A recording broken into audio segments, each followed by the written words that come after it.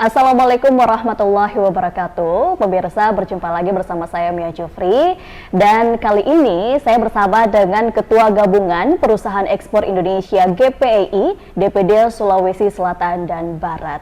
Kita sapa langsung ada Pak Arif Pak Bintingi. Assalamualaikum, apa kabar Pak? Waalaikumsalam warahmatullahi wabarakatuh. Apa kabar hari ini Pak? Alhamdulillah baik. Alhamdulillah baik. Kita menyita sedikit waktunya Pak di tengah kesibukan Bapak saat ini. Boleh. Ya. Oke, nah kita sapanya apa nih Pak? Pak Arif atau?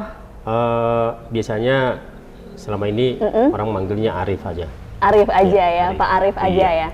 Oke. Nah sebelum kita ingin tahu lebih jauh terkait bagaimana kemudian kondisi ekspor-impor di Sulselbar, kita tentunya ingin tahu dulu seperti apa sih kemudian profil dari Pak Arif, kemudian latar belakangnya, aktivitas di masa sekolah ataupun juga kuliah dulu seperti apa Pak? Ya, baik. Latar belakang dari sisi pendidikan. Saya mulai aja dari SMA Negeri 1 Makassar, angkatan 89, terus saya selesai S1 di STEM Bungaya tahun 2003, dan saya lanjut di S2 di STEM Bungaya juga, itu selesai di kemarin di tahun 2000-an ya. Terus saya sekarang ini lagi menempuh untuk program doktor di UNEM. Ya. Oke, jurusan? Saya ngambil manajemen publik.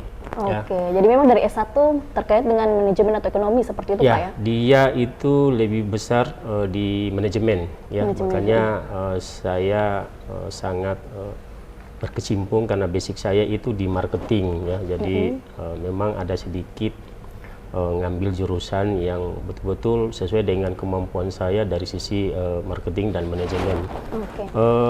Sesuai kemampuan dan juga kesukaan seperti itu? Ya, seperti apa? saya memang sedikit enjoy kalau berbicara tentang marketing dan manajemen. Itu sepertinya berbanding lurus dengan saya punya bisnis yang memang lebih dominan dengan menggunakan bisnis dan marketing ya, apalagi secara operasional saya itu sudah sedikit dan mungkin lebih banyak lagi saya sudah bisa kuasai, makanya saya mix, saya gabung antara operasional, manajemen dan marketing, sambil saya lebih sedikit lagi belajar terkait dengan namanya keuangan dan accounting. Di tahun ini mudah-mudahan S3 saya selesai di UNEM, saya rencanakan itu di 2022 ini di bulan Oktober ya. Jadi saya mohon bantuannya, bisa mendoakan saya yang saya bisa selesai di bulan 10 tahun ini. Amin. Ya. Oke, jadi memang bergelut di dunia manajemen dari S1 kemudian S3. Nah, Bapak kan saat ini menjadi ketua seperti itu. Memang dari kuliah dulu selalu bergelut di dunia organisasi juga seperti itu, Pak? Iya, jadi saya memang dari sekolah, saya memang suka dengan latar berdebat. Ya. Saya suka, saya mulai dari SMP, SMA, saya itu suka dengan berdialog, bahkan beradu argumen sama orang, karena mungkin jiwa saya di situ, memang saya suka itu. Kalau ada satu masalah atau kasus, saya itu bisa mengungkapkan saya punya isi hati, dan kita bisa baku hantam dalam artian dari sisi kata-kata ya, bukan dari secara fisik saya bilang, karena pada saat kita berdebat semua kemampuan alam pikiran itu akan muncul. Dan itu sama dengan isi hati, tapi terkait dengan apa yang kita permasalahkan dan debatkan. Makanya perjalanan saya itu berkecimpung di dunia usaha. Saya bersyukur bahwa latar saya dari sisi organisasi itu ada sangkut pautnya sampai saya bisa seperti ini. Senang sekali berdiskusi Pak ya. Saya senang itu. Ya, bertukar pikiran. Ya. Saking senangnya itu, bahkan saya sekarang walaupun saya dari sisi praktisi atau pelaku, saya diminta menjadi salah satu tim pengajar atau dosen di beberapa perguruan tinggi di Kota Makassar. Jadi Bapak juga saat ini menjadi seorang dosen? Sementara ini. Jadi ada 3 yang sekolah tinggi yang dua itu sudah jalan, yang satu ini saya lagi MOU sama mereka, mudah-mudahan di bulan sebelum puasa ini saya ada tanda tangan untuk MOU-nya untuk bisa menjadi tim pengajar mereka. Oke, tapi memang dulu memang Bapak bercita-cita menjadi seorang dosen atau fokus ke dunia usaha atau seperti apa, Pak? Kalau saya dari awal memang cuma bisnis saja. Bisnis saja. Tapi mungkin sekarang kalau saya lihat dunia pendidikan itu, dia sekarang lebih mengutamakan tim-tim pengajarnya itu dari praktisi. Kalau akademis itu kan dia lebih terfokus ke teori. Iya. Nah, ada beberapa teman saya juga di lingkungan bisnis, terutama di logistik dan providing, itu ada beberapa yang menjadi tim pengajar. Nah, mungkin melihat bahwa orang-orang yang basicnya itu praktisi lebih mudah mengajarkan ke mahasiswa dengan skillnya langsung, dengan bukan teori ya, tetapi praktek. Oke, karena sudah terjun langsung, Pak. Nah, makanya saya rata-rata kalau mengajar, saya kadang tidak usah buka buku, tutup aja, saya cerita terkait dengan pengalaman saya. Mungkin saya cerita bisa jadi mereka bisa menambah motivasi bahwa setelah dia selesai kuliah tidak langsung menjadi karyawan, tetapi bisa menjadi entrepreneur atau pengusaha seperti yang saya jalani seperti ini. Oke, di tengah kesibukan Bapak saat ini menjadi ketua GPEI, kemudian juga menjadi dosen, aktivitas bersama keluarga? Nah, ini dia.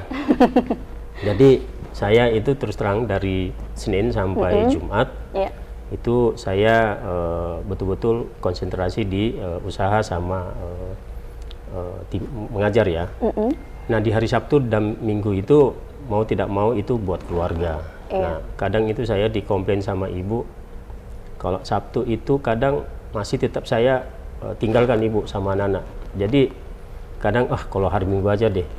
Kadang juga pada hari Minggu ada juga kegiatan yang berhubungan dengan pekerjaan dan asosiasi, ya mau tidak mau saya tinggalkan. Makanya di belakangan ini saya betul-betul harus menyelesaikan waktu saya agar 2 hari itu Sabtu Minggu betul-betul buat keluarga. Karena padat sekali, saya bilang. Bisa dibayangkan saya sebagai ketua asosiasi, saya juga ketua IKA, ya. Ketua IKA baru-baru saya dikukuhkan di IKA program Pascasarjana STM Bungaya Makassar. Ya, tentunya dengan ditunjuk dan diberi amanah sebagai ketua IKA, ya mau tidak mau beban pikiran dan beban tugas itu bertambah. Tapi saya enjoy aja. Saya anggap ini adalah amanah yang saya harus jalani.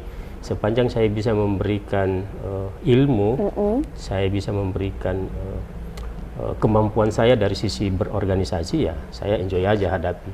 Dengan saya betul-betul kasih seimbang antara pola pikir dan olahraga dan makanan, saya bilang, dan waktu istirahat. Tentunya waktu untuk keluarga juga ya Pak ya, seperti itu, karena keluarga tentunya nomor satu. Nomor satu.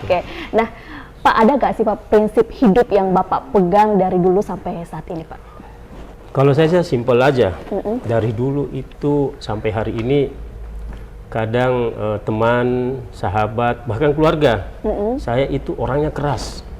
Ya, padahal saya itu bukan keras ya, tetapi saya itu orangnya disiplin dan tegas.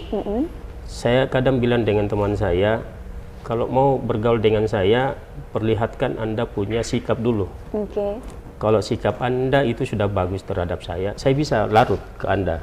Tapi kalau sikap Anda, orang bilang Jawa itu menceleh-menceleh, ya, atau enggak tetap, enggak ada pendirian atau sikap, sudah, saya nggak mau bergaul. Kenapa? Karena saya pengalaman berhubungan dengan orang atau sumber daya manusia yang dengan berbagai karakter dan latar belakang, tentunya saya sudah bisa menyesuaikan. Oh, kalau saya bergaul dengan yang muda, saya harus begini.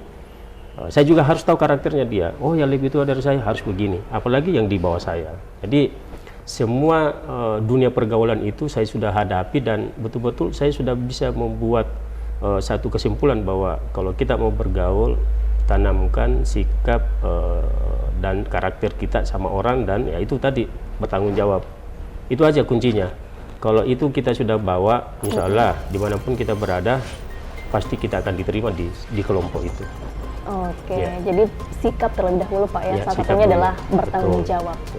Oke. Nah, pemirsa, kita akan kembali lagi tentunya berbincang dengan Pak Arief R. Pamimpingi, namun setelah jeda iklan berikut ini.